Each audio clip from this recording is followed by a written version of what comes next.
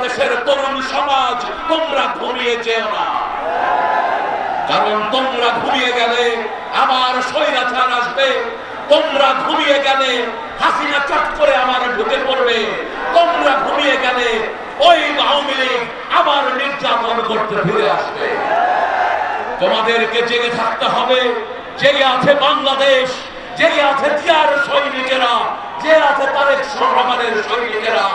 বাংলাদেশে গণতন্ত্র প্রতিষ্ঠা না করা পর্যন্ত আমরা এই আন্দোলন সংগ্রাম চালিয়ে যাব।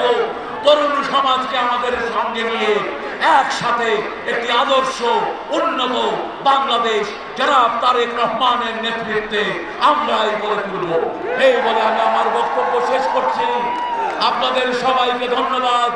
আবার দেখা হবে রাজপথে, আবার কথা হবে মিছিলে, আবার কথা হবে স্লোগানে স্লোগানে। বাংলাদেশ জাতীয়তাবাদী দল জিন্দাবাদ, শহীদ জিয়া অমর হোক, দেশনেত্রী বেগম খালেদা জিয়া জিন্দাবাদ, দেশনায়ক তারেক রহমান জিন্দাবাদ, জিন্দাবাদ।